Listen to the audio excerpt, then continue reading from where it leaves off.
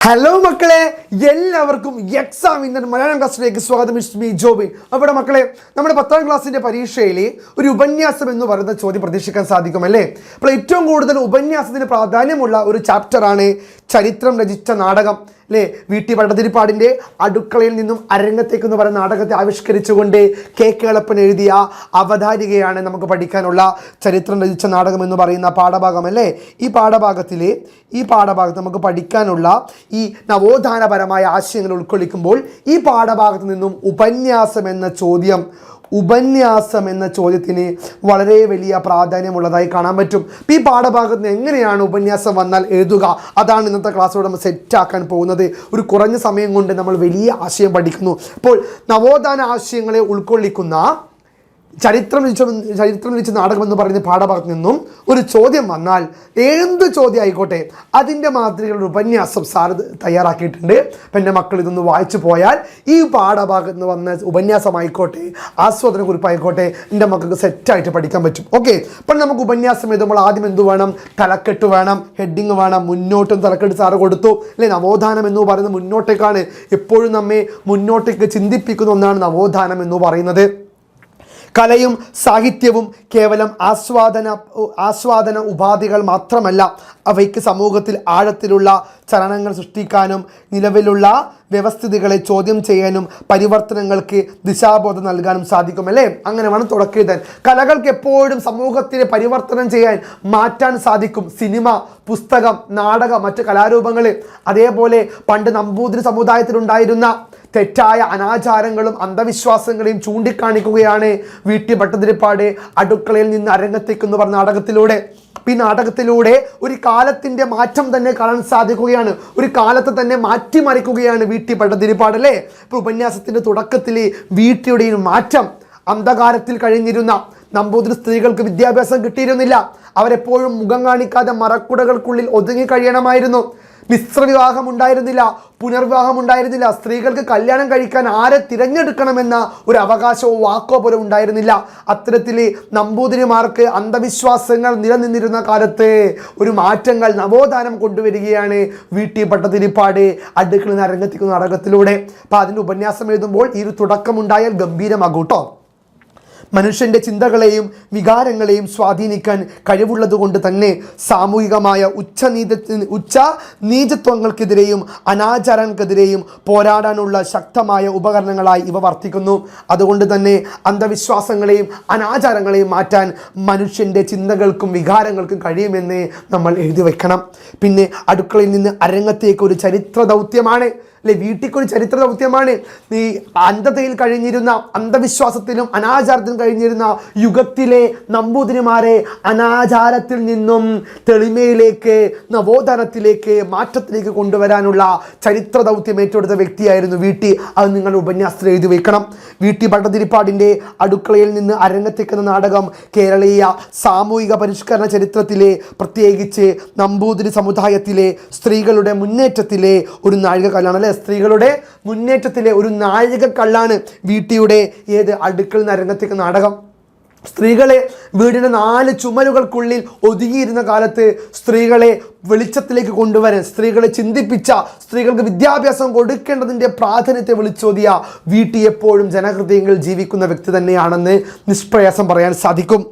ചരിത്രം രചിച്ച നാടകം എന്ന ലേഖനത്തിൽ കെ കേളപ്പൻ നിരീക്ഷിക്കുന്നത് പോലെ ഈ നാടകം അതുവരെ അടച്ചു പൂട്ടിയിട്ട് ഒരു സമൂഹത്തിൻ്റെ അകത്തളത്തിലെ ദുരിതങ്ങളും അനീതികളും പൊതുസമൂഹത്തിന് മുന്നിൽ തുറന്നു കാട്ടി, സമൂഹത്തിലെ അനീതികളെ പൊതുസമൂഹത്തിന് മുന്നിൽ തുറന്നു കാട്ടാൻ വീട്ടിക്ക് സാധിച്ചു.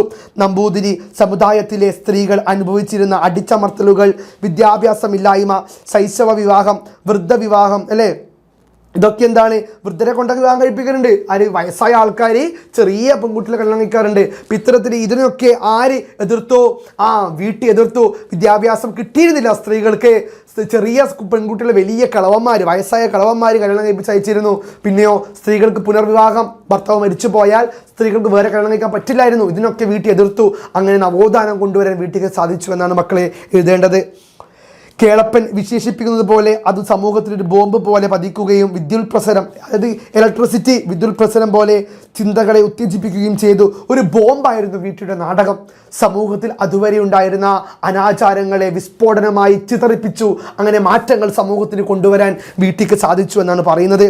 നാടകം കണ്ട പലരും, പ്രത്യേകിച്ച് യുവജനങ്ങൾ, സമുദായത്തിലെ അനാചാരങ്ങൾക്കെതിരെ പ്രവർത്തിക്കാൻ പ്രേരിതരായി. അങ്ങനെ വീട്ടിയുടെ ഈ ഒരു തീഷ്ണത കണ്ട്, വീട്ടിയുടെ ചുറുചുറുക്ക് കണ്ട് ആ കാലത്ത് യുവജനങ്ങൾ എന്തു ചെയ്തു? മുന്നോട്ടേക്ക് ഇറങ്ങാൻ തുടങ്ങി. ആ യുവജനങ്ങളും എന്തു ചെയ്യാൻ തുടങ്ങിയാണ്?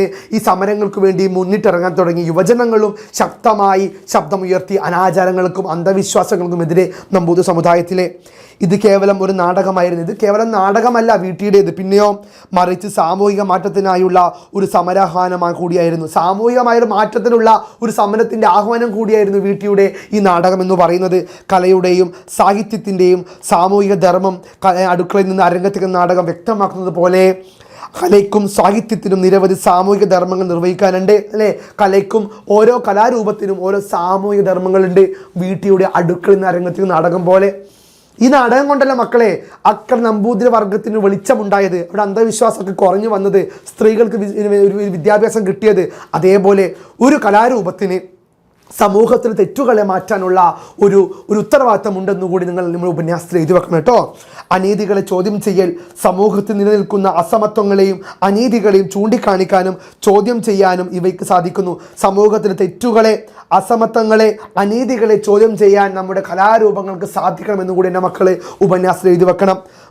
ബോധവൽക്കരിക്കാൻ, ജനങ്ങളെ സാമൂഹിക പ്രശ്നങ്ങളെക്കുറിച്ച് ബോധവാന്മാരാക്കാനും യാഥാർത്ഥ്യങ്ങൾ മനസ്സിലാക്കാൻ സഹായിക്കാനും കലയ്ക്കും സാഹിത്യത്തിനും കഴിയും, അല്ലേ? സമൂഹത്തിൻ്റെ തെറ്റെന്താണ്, സമൂഹത്തിന് എന്താണ് നടന്നുകൊണ്ടിരിക്കുന്നത്, സമൂഹത്തിനെ ബാധിക്കുന്ന കാര്യങ്ങൾ എന്തൊക്കെയാണെന്നൊക്കെ ജനങ്ങളെ ബോധിപ്പിക്കാനും ജനങ്ങളെ അറിയിക്കാനും ഒരു കലാരൂപത്തിന് സാധിക്കും. സിനിമ അതിൽ പ്രധാനമാണ്. ഒരു സിനിമ പ്രദർശിപ്പിച്ചാൽ മതി, ലോകത്ത് എല്ലാവരും ആ കാര്യങ്ങൾ അറിയും. അതേപോലെ പണ്ട് നാടകമുണ്ടായിരുന്നു. ആ നാടകത്തിലായിരുന്നു, വീട്ടിയുടെ അടുക്കള നരങ്ങത്തിൽ നാടകത്തിലായിരുന്നു നമ്പൂതിരി സമുദായത്തിൻ്റെ തെറ്റായ അന്ധവിശ്വാസങ്ങളെയും അനാചാരങ്ങളും വീട്ടി ചടകുടഞ്ഞ് എടുത്തെറിഞ്ഞത്. ചിന്തകളെ ഉത്തേജിപ്പിക്കൽ, പുതിയ ആശയങ്ങൾ അവതരിപ്പിക്കാനും വ്യത്യസ്തമായ കാഴ്ചപ്പാടുകൾ നൽകാനും അതുവഴി പുരോഗമനപരമായ ചിന്തകൾക്ക് പ്രേരിപ്പിക്കാനും ഇവയ്ക്ക് സാധിക്കും. പുതിയ ആശയങ്ങൾ നൽകണം, പുതിയ വ്യത്യസ്തമായ കാഴ്ചപ്പാടുകൾ നൽകണം. അങ്ങനെ ലോകത്തിന് വലിയൊരു മാറ്റം സൃഷ്ടിക്കാൻ കലാരൂപത്തിന് കഴിയുമെന്നതാണ് ഇതിലൂടെ അർത്ഥമാക്കുന്നത്. സഹാനുഭൂതി വളർത്താൻ സാധിക്കണം കലാരൂപത്തിലൂടെ. മറ്റുള്ളവരുടെ, വേദനിക്കുന്നവരുടെ പ്രശ്നം കണ്ടാൽ അതിലിടപെടാനും അവരുടെ പ്രശ്നങ്ങളെ നമുക്ക് ഇല്ലാതാക്കാനും അതിന് പരിഹാര മാർഗം കണ്ടെത്താനും കലാരൂപത്തിന് കഴിയണമെന്നാണ് പൊന്നുമക്കളെ ഇവിടെ പറയുന്നത്. സഹാനുഭൂതി വളർത്തൽ, കഥാപാത്രങ്ങളുടെയും അനുഭവങ്ങളിലൂടെയും മറ്റുള്ളവരുടെ വേദനകളും പ്രശ്നങ്ങളും മനസ്സിലാക്കാനും സഹാനുഭൂതി വളർത്താനും കല സഹായിക്കുന്നു. മറ്റുള്ളവരുടെ വേദനകളെ മനസ്സിലാക്കാനും അതിലിടപെടാനും അവരുടെ സഹാനുഭൂതി വളർത്താനും കലാരൂപങ്ങൾ കഴിയണമെന്നാണ് പറയുന്നത്. തീർന്നില്ല, മനസ്സാക്ഷിയെ ഉണർത്തൽ, സമൂഹത്തിൻ്റെ കൂട്ടായ മനസ്സാക്ഷിയെ തട്ടി ഉണർത്താനും മാറ്റങ്ങൾക്കായി പ്രവർത്തിക്കാൻ പ്രചോദിപ്പിക്കാനും ഇവയ്ക്ക് കഴിയും. സമൂഹത്തിൻ്റെ മാറ്റങ്ങൾക്ക് വേണ്ടി സമൂഹത്തെ പ്രചോദിപ്പിക്കാൻ കലാരൂപങ്ങൾക്ക് സാധിക്കണം. അതാണ് നിങ്ങളുടെ ഉപന്യാസത്തിൻ്റെ പ്രധാന പോയിന്റ് എന്ന് പറയുന്നത്. കാരണം സമൂഹത്തിൻ്റെ കൂട്ടായ മനസ്സാക്ഷിയെ തട്ടി ഉണർത്താനും മാറ്റങ്ങൾക്കായി പ്രവർത്തിക്കാൻ പ്രചോദിപ്പിക്കാനും ഇവയ്ക്ക് കഴിയും. സമൂഹത്തിനൊരു മാറ്റം കൊണ്ടുവരാൻ മക്കളെ കലാരൂപത്തിന് സാധിക്കണമെന്നും കൂടി നിങ്ങൾ തിരിച്ചറിയേണ്ടതായിട്ടുണ്ട്. കേരള നവോത്ഥാന കാലഘട്ടത്തിൽ കുമാരനാശാൻ്റെ ദുരവസ്ഥയും ചണ്ടാല ഭിക്ഷുകിയും പോലുള്ള കൃതികളും ഇന്ത്യൻ സ്വാതന്ത്ര്യ സമരകാലത്ത് വള്ളത്തോളിൻ്റെ സുബ്രഹ്മണ്യ ഭാരതിയാരുടെയും കവിതകളും സാമൂഹിക മാറ്റങ്ങൾക്ക് ഊർജ്ജം പറഞ്ഞിട്ടുണ്ട്, അല്ലേ? നമ്മുടെ കുമാരനാശാൻ്റെ കവിതകൾ അന്നത്തെ ജാതിബോധം, മതബോധത്തിനെതിരെ ശബ്ദിച്ചിരുന്നു.